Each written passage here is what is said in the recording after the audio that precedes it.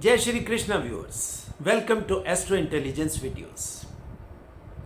आज दर्शकों मैं एक इंटरेस्टिंग टॉपिक के ऊपर आपसे बात करना चाहता हूं और वो टॉपिक है कि जिन चीज़ों से ज्योतिष शास्त्र में आपको सबसे ज़्यादा डराया गया है उसका हल क्या है, उसका सॉल्यूशन क्या है। सबसे ज़्यादा डराया गया है हमें दुस्थानों से, यानी कि 6, 8, 12 से। इनको बैड हाउसेस भी बोल दिया जाता है और इन तीनों बैड हाउसेस में सबसे पहले जो शुरुआत होती है छठे भाव की, और छठे भाव को बोला जाता है कि ये तो आपका शत्रु स्थान है, आपके एनिमीज का हाउस है। तो लाइफ में एनिमीज क्या है, क्या एनिमीज से डरना चाहिए, क्या हम एनिमीज को लाइफ में ओवरकम कर सकते हैं, क्या ये शत्रुता का भाव लाइफ में हमें नीचे नीचे की तरफ ही लेकर जाएगा।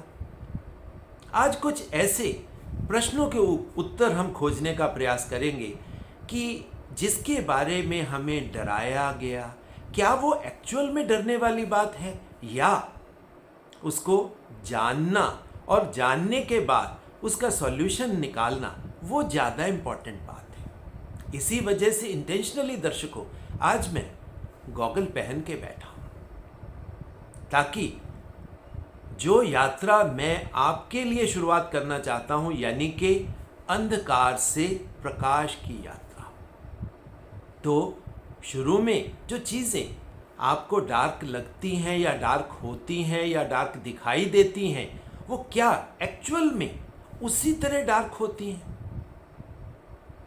तो दर्शकों अब हम शुरुआत करते हैं आज के टॉपिक की कि क्या 6, 8, 12 जिसे शत्रु स्थान बोला जाता है, अरी का स्थान बोला जाता है, एनिमी हाउस बोला जाता है, जिसमें रोग ऋण शत्रु हैं, क्या हम उसे जीत सकते हैं। इस टॉपिक के ऊपर आज की शुरुआत करते हैं। सबसे पहले दर्शकों आप ये समझिए कि जिसको हम छठा भाव कहते हैं, ये छठा भाव किसका है, क्योंकि गलती यहीं पे हो जाती है, सबसे पहली गलती। तो दर्शकों छठा भाव किसी भी कुंडली का, किसी भी हॉरोस्कोप के लग्न का छठा भाव है। ये कॉमन छठा भाव नहीं होता, ये जिस जातक का लग्न, जिसको हम प्रथम भाव कहते हैं, फर्स्ट हाउस कहते हैं, उस फर्स्ट हाउस का ही ये छठा भाव है। अब ये लॉजिक कहाँ से निकलते हैं, तो दर्शकों आप ऋषियों की चीज़ों को समझिए, क्योंकि उन्होंने जो कोड्स हमें दिए हैं हम कहीं ना कहीं उन कोड्स को भूल जाते हैं। ऋषियों ने क्लियरली बोला कि किसी भी जातक का जो चार्ट है उसमें सबसे मोस्ट इम्पॉर्टेंट स्थान कौन सा है, वो उसका लग्न है। लग्न मोस्ट इम्पॉर्टेंट है। जब लग्न मोस्ट इम्पॉर्टेंट है तो लग्न का छठा भाव वो उसका अरिस्थान यानी कि एनिमी हाउस होगा, वो उसका छठा भाव होगा। छठा भाव आपके प्रथम भाव का छठा है। तो सबसे पहली चीज क्या है, इस अरिस्थान को, इस एनिमी हाउस को समझने से पहले हमें उस लग्न को समझना बहुत जरूरी है जिसका ये छठा भाव है। अब लग्न किसी का भी क्या होता है, वो तो जातक के जन्म के साथ एसोसिएट होता है, यानी कि किसी का भी जन्म किस नक्षत्र में हुआ, किस नक्षत्र के पद में हुआ, कौन से प्लैनेट्स वहाँ बैठे हैं, कौन सी राशि वहाँ आती है, तो उससे उसका लग्न स्थापित हो जाता है, यानी फिक्स हो जाता है। जब लग्न फिक्स हो गया तो लग्न का मतलब क्या है, लग्न का संबंध हमारे बर्थ से है, हमारे जन्म से है। तो जन्म किसका होता है, जन्म शरीर का होता है। आपको जन्म के साथ एक शरीर मिलता है जिसके साथ हम ये काल पात्र, देश काल पात्र को साथ में अटैच करके उसके लग्न को हम फिक्स कर लेते हैं। तो लग्न जो है उसका संबंध आपके जन्म से है। और जब ऋषियों ने ये वर्ड बोल दिया कि आपके चार्ट में लग्न मोस्ट इंपॉर्टेंट प्लेस है, तो दैट मीन्स कहीं ना कहीं कुछ कोड आपका वहां पर पड़ा है, यानी कि उस कोड में, उस मिस्ट्री के अंदर कोई चीज पड़ी है जिसकी वजह से आपका छठा भाव वो शत्रु स्थान बना है। सीधा सीधा छठे भाव से अगर आप देखने की कोशिश करोगे तो हो सकता है आप कंफ्यूज हो। आज मैं आपको वो ही प्रकाश की यात्रा देने वाला हूं जिससे हम छठे भाव के अंदर क्या पड़ा है हम उसको समझेंगे। तो सबसे पहले दर्शकों, लग्न क्या है आपका? अब लग्न, इसका तो संबंध आपके जन्म से है। अब जन्म के प्रोसेस को थोड़ा सा हम समझेंगे। अब जन्म क्या होता है, कैसे होता है, ये हम नॉर्मल तरीके से इस बर्थ के प्रोसेस को अगर हम समझें तो बर्थ के साथ हम कुछ चीज़ें साथ में कैरी फॉरवर्ड करके लाते हैं जिसकी वजह से हमें जन्म मिला, यानी कि cause of birth, reason of birth, logic of birth. अब किसी के बर्थ का लॉजिक क्या है दर्शकों? आप कहोगे कि लॉजिक क्या है, क्योंकि पिछले जन्म में हम मर गए थे और हमारी कुछ चीज़ें पिछले जन्मों में पेंडिंग पड़ी थी जिसकी वजह से हमें जन्म मिला। अब दर्शकों, ये जो आंसर है ये हंसने के लिए नहीं है, ये बहुत डीप बात है कि पिछले जन्मों की कुछ चीज़ें पड़ी हैं जिसकी वजह से हमें वो बर्थ मिला, उस स्थान पे मिला, उस समय में मिला, उन पेरेंट्स का डीएनए हम में आया। तो किसी के भी डीएनए के अंदर क्या पड़ा है, किसी की लीनिएज के अंदर क्या पड़ा है, वो उसके बर्थ का कारण है। और बर्थ का लीनिएज कहाँ पड़ा है? लग्न का लीनिएज क्या है? लग्न का लीनिएज दर्शकों किसी के भी चार्ट का 12th हाउस है, क्योंकि वो ही एनर्जी वो कैरी फॉरवर्ड करके ला रहा है। क्यों? अब यहां पर हर चीज के ऊपर दर्शकों आपको मैं एक बात बोलूं कि आप क्वेश्चन जरूर लगाइए कि अगर फर्स्ट हाउस में आपका जन्म है, लग्न है, तो उस लग्न का कारण क्या है, उस लग्न की लीनिएज क्या है? उस लग्न की लीनिएज आपके 12th हाउस में पड़ी है, उसका कोड आपके 12th हाउस में पड़ा है, जिसकी वजह से आपका जन्म उस इंपॉर्टेंट जगह पर हुआ। अब 12th हाउस में वो लॉजिक क्यों पड़ा है, अब उसका आंसर खोजते हैं। दर्शकों, 12th हाउस में आप देखिए केतु महाराज को लॉर्ड है। केतु का संबंध हम डेथ से भी लेते हैं और केतु नई बिगनिंग भी है, यानी कि बर्थ की शुरुआत देने वाला प्लेनेट भी केतु ही है। और केतु, आप सब समझते हो कि केतु का संबंध आपकी पास्ट लाइफ से है।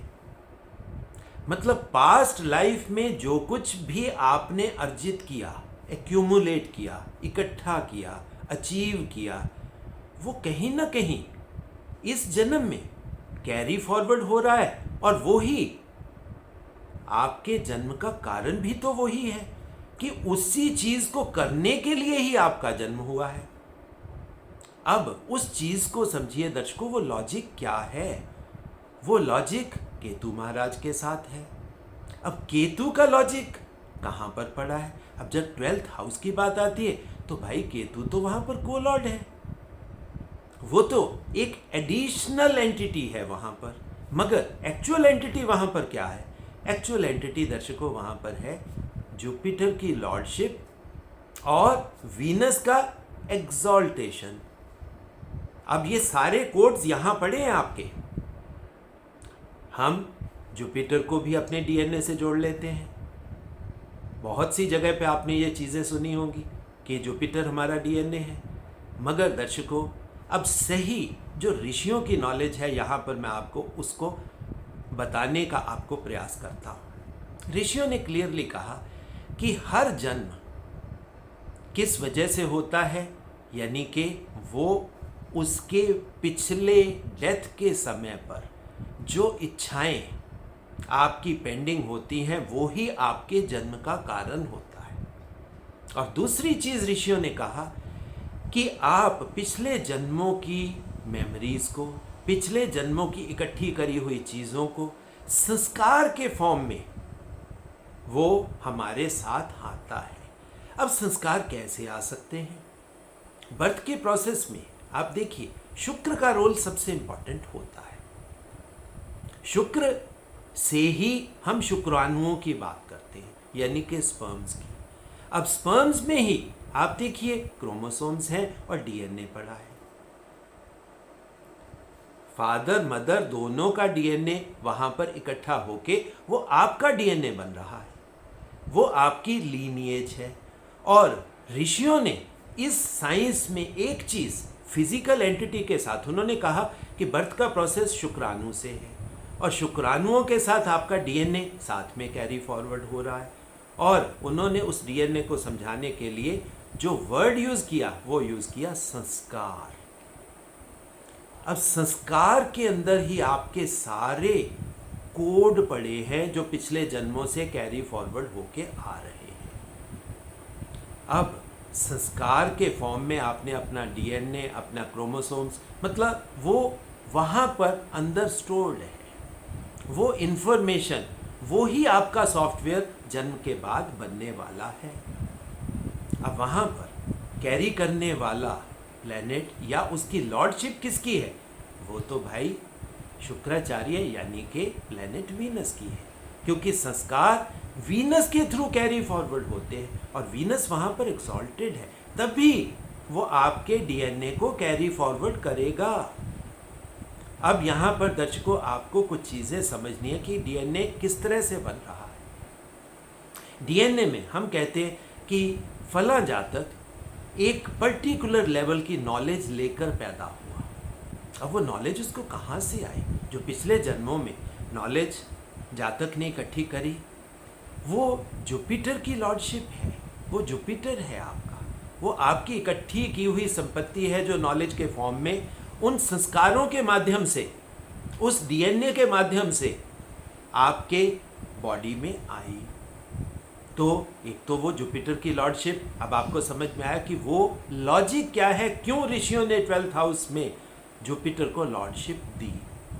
मगर उस लॉर्डशिप के साथ हालांकि बाहर से बोल दिया जाता है कि जुपिटर और वीनस दोनों एनिमीज हैं, बट ये एनिमीज नहीं है दर्शकों, ये दोनों डिफरेंट एंटिटीज हैं। जुपिटर आपके क्या है, जो मैं बहुत पुरानी वीडियो से आपको मैं समझाता चला रहा हूँ कि जुपिटर के अंदर आपके डिवाइन क्रिएशन का जो कॉन्स्टिट्यूशन का कोड है वो बड़ा है कि आपके सेल्स कैसे होंगे, आपका शरीर कैसा बनेगा, आपके शरीर का हिसाब किताब कैसा बनेगा, आप पतले होगे मोटे होगे, ये क्रिएशन है आपकी। उन क्रिएशन के कोड्स जुपिटर के अंदर पड़े हैं, मगर Jupiter as it is carry forward नहीं हो सकता। अब जुपिटर की समस्या है, आप लिमिटेशन कह सकते हैं।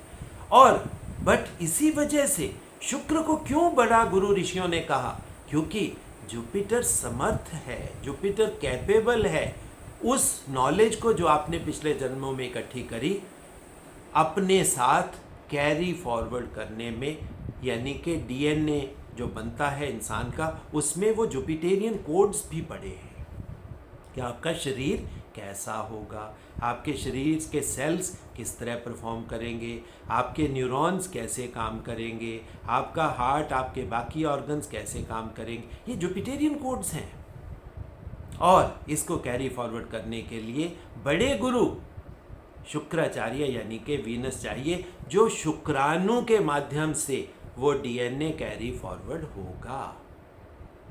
तो दर्शकों अब आपको समझ में आया कि लग्न को ऋषियों ने क्यों इतनी इंपॉर्टेंस दी, कि पिछले जन्मों का जो कंप्लीट लेखा जोखा है, जो भी कैरी फॉरवर्ड हो सकता है, वो डीएनए के माध्यम से वो ही आपके जन्म का कारण बना और वो ही आपकी मिस्ट्री है और वो ही आपके कोड्स हैं। अपने सॉफ्टवेयर को जानना है, अपनी कुंडली को जानना है, तो दर्शकों लग्न को तो इंपॉर्टेंस दीजिए, मगर लग्न के साथ आप इंपॉर्टेंस दीजिए अपने 12th हाउस को, क्योंकि सीक्रेट कोड तो वहां पड़े हैं। अब सीक्रेट कोड वहां पड़े हैं और जैसे ही सीक्रेट कोड की वजह से आपका बर्थ हुआ, तो आपका लग्न स्थापित हो गया, फिक्स हो गया। और जैसे ही लग्न फिक्स हुआ, उसी के कारण आपका 6th हाउस भी अब फिक्स हो गया। आपका रोग ऋण शत्रु का भाव भी अब आपका फिक्स हो गया कि अब आपकी राशि के हिसाब से उसकी लॉर्डशिप तय हो गई।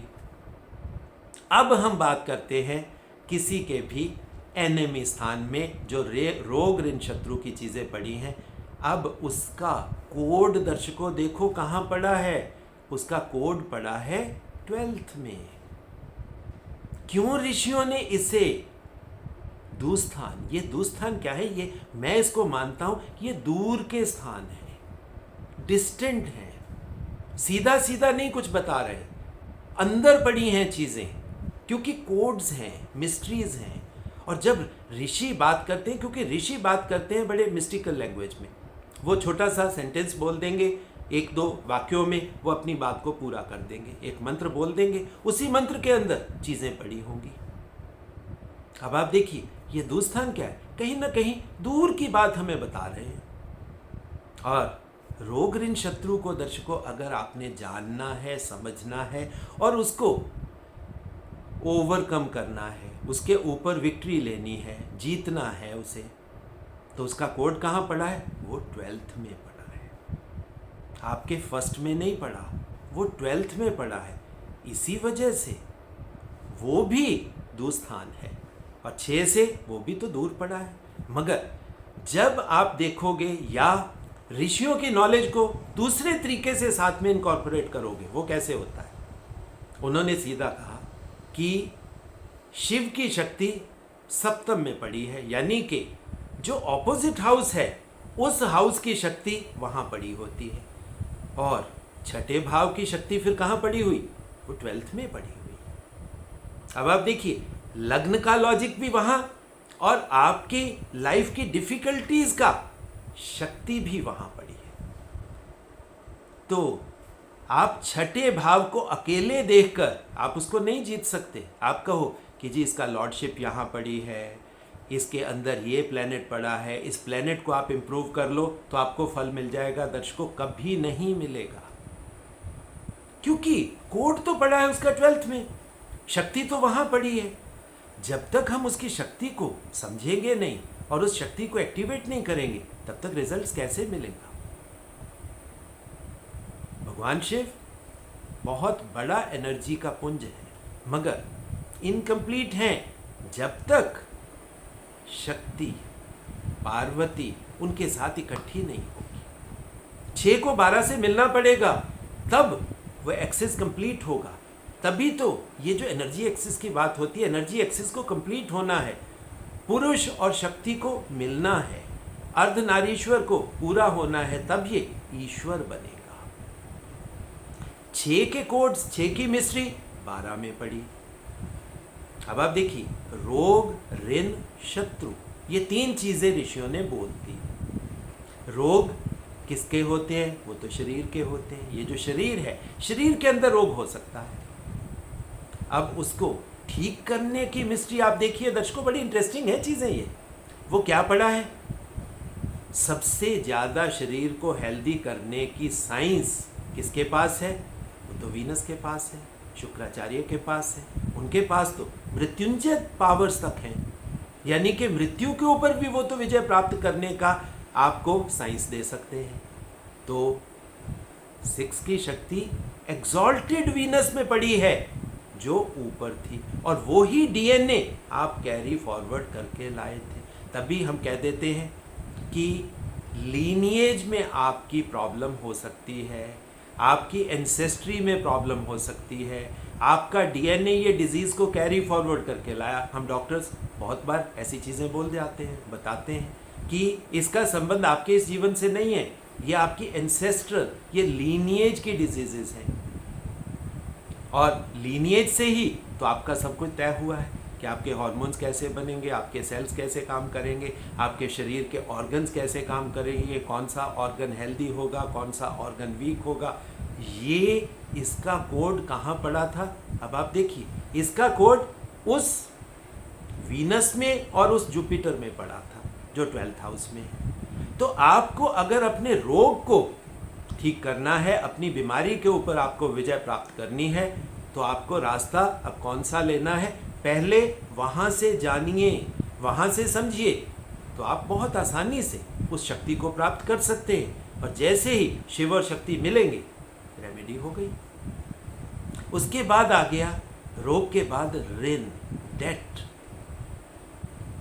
आप लोन लेते हो, समाज से लोन हम लेते हैं, बैंक से हम लोन लेते हैं, लोगों से हम लोन लेते हैं, और बहुत से लोग सारी जिंदगी उस लोन के चक्कर में फंसे रहते हैं।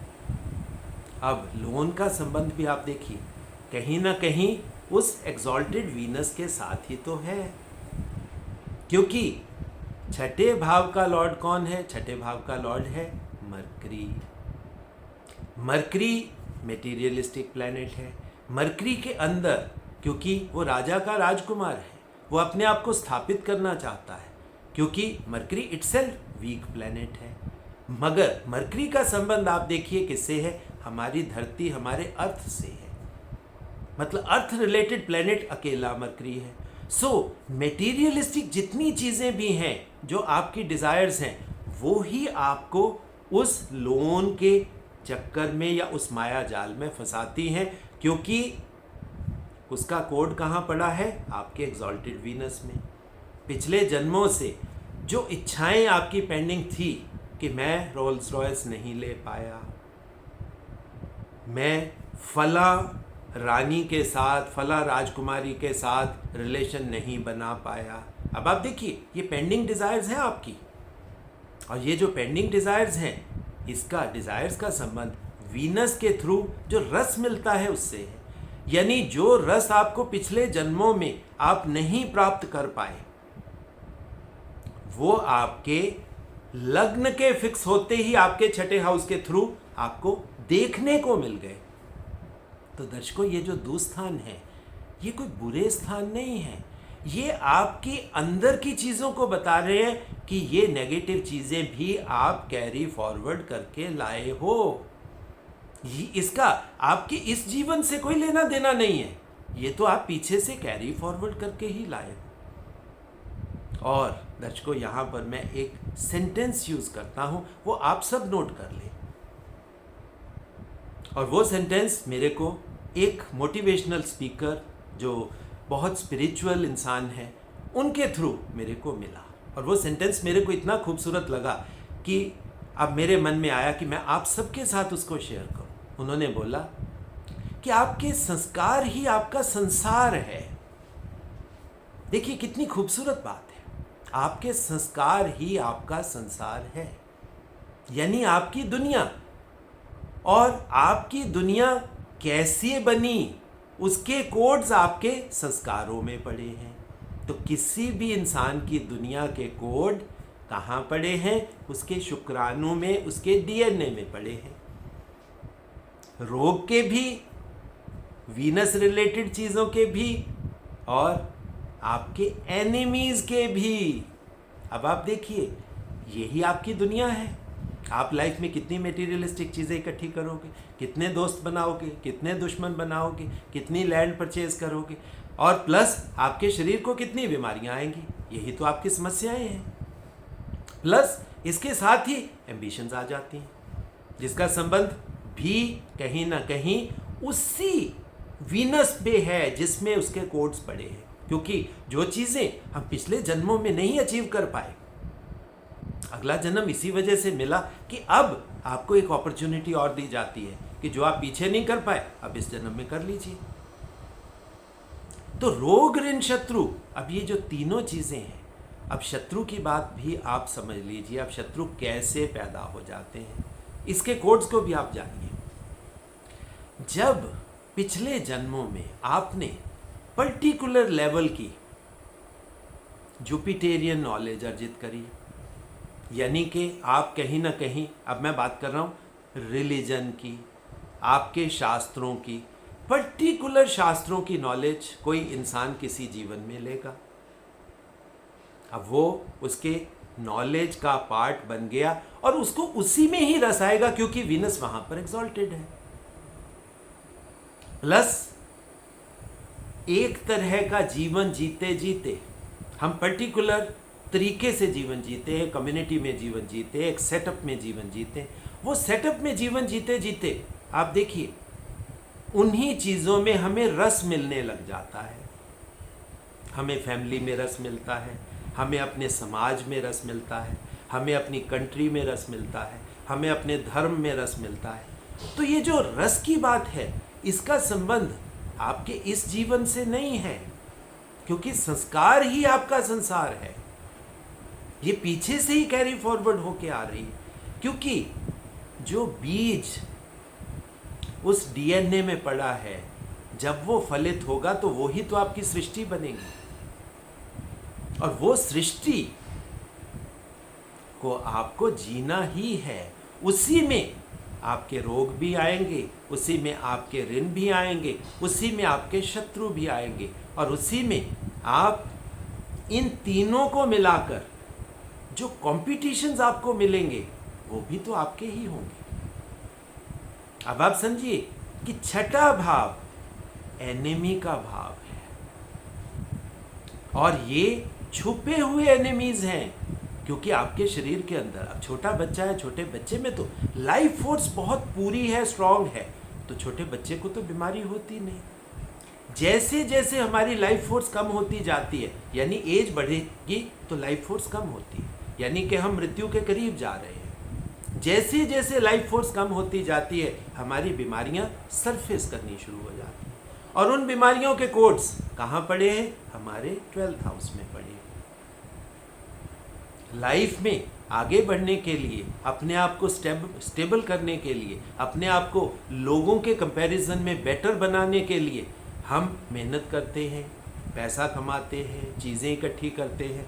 तो उसका संबंध किससे है? वो मरकरी वीनस ही है आपका। और कुछ लोगों को विनीशियन चीज़ों में रस नहीं होता, तो आप कह सकते हो ये मरकरी जुपिटर का एक्सिस बन जाता है। किसी को ज्ञान में रस है, किसी को धर्मशास्त्रों में रस है। तो ये जो रस है, ये भी आपके उसी डीएनए के थ्रू आपकी सृष्टि को बना रहा है, और उसी से, उसी ज्ञान से आप एक पर्टिकुलर सेटअप में रहते रहते आप दोस्त भी बनाते हो। जब दोस्त बनेंगे तो आप देखिए, एक तरफ अगर दोस्त बन रहे हैं तो दूसरी तरफ आपके दुश्मन भी तो खड़े होंगे। अगर पॉजिटिव एनर्जी एक है तो नेगेटिव एनर्जी भी तो बनेगी। अगर प्रकाश है तो अंधकार भी तो होगा। अगर सन है तो मून को भी आना पड़ेगा। तो ये चीज़ें क्या है दर्शकों? एस्ट्रोलॉजी हमारी कंप्लीशन की साइंस है। इसे अगर आप समझ लोगे तो आपको अपने छठे हाउस को जीतने में कोई परेशानी नहीं आने वाली। मगर यहाँ पर दर्शकों कुछ लोग दोबारा से फिर गलती करेंगे, और वो गलती क्या करेंगे? वो कॉमन तरीके से 6 को और 12 को हाउसेस के हिसाब से देखेंगे। मगर ये गलती दर्शकों मैं हर वीडियो में आपको कहता हूँ कि आप प्लीज़ मत करिए। भाव और राशि को इकट्ठा करके देखिए। छठा भाव में कौन सी राशि आ रही है उसको देखिए। 12th हाउस में वो तो भाव हो गया, भाव में कौन सी राशि आ रही है उन दोनों को मिलाइए। जब आप इनको मिला के देखोगे तो आपको वो लॉजिक समझ में आएगा। और ये लॉजिक सरफेस कैसे करता है? ये सरफेस करता है आपके दशा और गोचर के साथ, यानी कि दशा और गोचर को भी आपको मिलाना पड़ेगा। यहाँ पर मैं आपको दर्शकों कहूँ, महादशा को कभी बहुत ज़्यादा इंपॉर्टेंस मत देना, क्योंकि ऋषियों ने शास्त्रों में जो बोला हमें उसी चीज़ के ऊपर रहना है, क्योंकि ये कंप्लीट साइंस की तरफ हमें लेकर जाएगा। तो हमें महादशा में नहीं, आपको अंतर में, और थोड़ा ज़्यादा जानना चाहते हो तो प्रत्यंतर में। अगर आप किसी माइन्यूट इवेंट को फिक्सअप करना चाहते हो फिर आप सूक्ष्म दशाओं में जा सकते हो। अब आप देखिए दर्शकों कितना आसान हो जाता है जब हम एस्ट्रोलॉजी को इस तरीके से देखते हैं। अब आप बताइए 6 और 12 क्या ये बुरे घर हैं?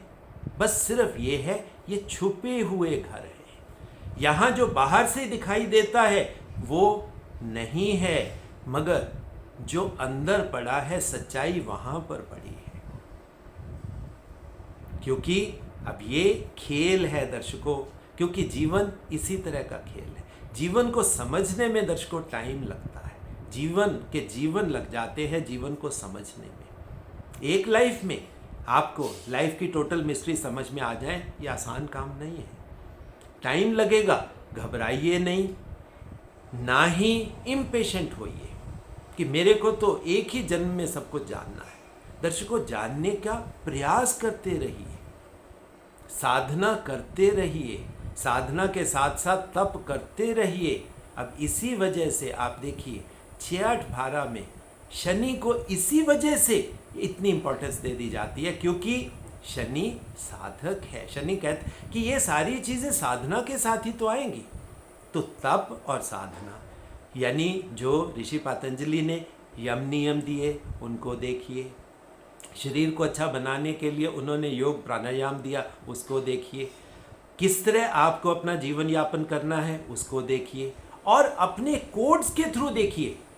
दूसरे के चार्ट को या दूसरे की लाइफ के थ्रू समझने का प्रयास मत करिए।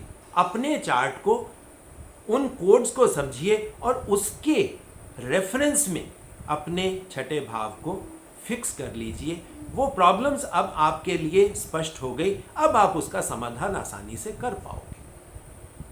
सो दर्शकों, ये था मेरा थोड़ा सा कोशिश कि मैं आपको समझा पाऊँ कि छठे भाव को अगर जीतना है, रोग ऋण शत्रु के ऊपर विजय प्राप्त करनी है, अंधकार है वहाँ, मगर अंधकार से प्रकाश की तरफ कैसे जाना है, ये मेरी एक छोटी सी कोशिश थी। आशा करता हूँ कि ये नॉलेज आप तक पहुँची होगी। और दर्शकों, जो निवेदन हर वीडियो में और वीडियो के एंड में मैं आपसे करता हूँ कि एस्ट्रो इंटेलिजेंस या आपका अपना चैनल है, ज्योतिष के ज्ञान का चैनल है जो ऋषियों द्वारा हमें प्रदान किया गया। इस यज्ञ में, इस यात्रा में आपका सहयोग हमें चाहिए, क्योंकि घर घर तक उस ऋषियों द्वारा दिए गए प्रकाश को मैं अकेला नहीं पहुंचा सकता, उसमें आपका सहयोग चाहिए। सो इस चैनल को ज़्यादा से ज़्यादा लाइक करिए, शेयर करिए, सब्सक्राइब करिए, इसको घर घर तक पहुंचाइए। और जो दर्शक अपने चार्ट मेरे से एनालाइज करवाना चाहते हैं, हमारे इंस्टीट्यूट में एडुकेशन लेना चाहते हैं, उन सबके लिए मेरा एक ही फ़ोन नंबर है, दैट इज़ 9881164480। अब दर्शकों, वीडियो के एंड में मैं वो लॉजिक भी बता देता हूँ क्यों मैंने ये गॉगल लगाई है। क्योंकि लाइट का थोड़ा सा, जब ज़्यादा लाइट आती है कैमरे के थ्रू कह लीजिए, या मतलब क्योंकि यहाँ पर वो जो यूवी लाइट है वो आँखों को थोड़ा तंगी दे रही थी, तो मन में आया कि नहीं, आइज़ को प्रोटेक्ट करके चले, ताकि मैं आप लोगों के साथ कोशिश करूं कि ज़्यादा से ज़्यादा नॉलेज पहुंचा पाऊं, शरीर को उतना स्वस्थ रख पाऊं। सो दर्शकों, बहुत बहुत प्यार, बहुत बहुत आशीर्वाद।